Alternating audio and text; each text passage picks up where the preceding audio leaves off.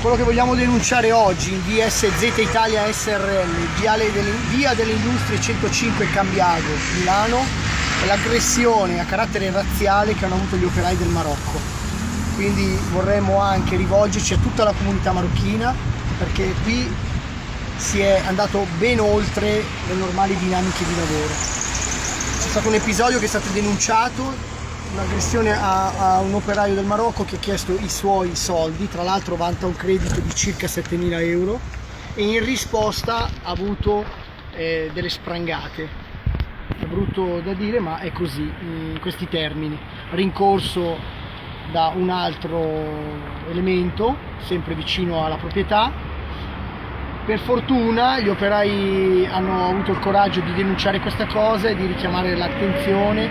Noi come USB stiamo cercando di organizzarli e vorremmo che questo si portasse anche ad un livello più alto, quindi all'ambasciata del Marocco, e vogliamo un incontro col prefetto. Al Ministero dell'Estero. Volete aggiungere ممكن تحكيوا لنا شنو واقع عندكم في هذه الشركه وشنو هما المشاكل اللي كتعانيو منها مع صاحب العمل اللي نتوما خدامين عنده؟ اخويا راه ضرب واحد الدري عندنا مغربي نهار الاربعاء، ضربو جابوا له فيتشو عنده والمكتب ديالو وبدا يضرب فيه. الدري خرج مسكين مضروب وجا كيسبق عندنا لبرا وجيت انا طاكيت عليه انا والدراري هادو كانوا حاكينا عليه، هو واخا كان تابعو وضربو. وشنو السبب علاش وقع هذا المشكل؟ انا وهو وهذا الدري هذا ومو كامل طلبنا فلوسنا لان كيكون لنا فلوسنا تيبقى يضرب فينا ويسب فينا، وحنا مشينا عنده قلنا له يقول له عطينا فلوسنا، عيط لذاك الدري ضرب دخلوا له فيتشو عنده المكتب ديالو وضرب. واش هذه اول مره كيوقعوا هذه المشاكل ولا ديما؟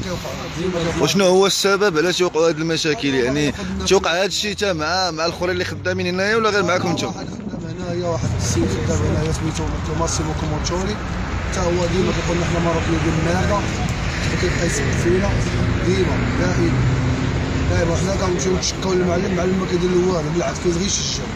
واش بغينا نعرفوا هاد المشاكل، واش من المعلم واش من لوبيرايو، واش الدوله ما واش هاد لوبيرايو عنده شي صله قرابه مع؟ ما عنده صله قرابه، غير انه داخل 10 المرات 9 المرات اللي حبسنا ما عرف شنو حطوا لنا في هذا الشيء، كيهددنا ديما تيهددنا، هذا هو صله القرابه اللي بينه وبينه. ومول الشركه يعني كيفاش كيتصرف معكم؟ كيفاش كيتعامل معكم؟ كيبقى يسب ويعاير وكلشي، خصو يسبك ويعايرك وانت خصك تسكت. حنا ما كنقبلوش هذا الشيء، حنا باش حنا درنا هذه المشاكل لان حنا ما كنقبلوش هذا الشيء، حنا باغيين نعيشوا بكرامتنا وكنخدموا على راسنا، باغيين بكرامتنا وبشرفنا. هذا هو المشكل اللي واقع لنا مع هذا المعلم هذا. هذا المعلم خصو يسبك ويضربك وتسكت.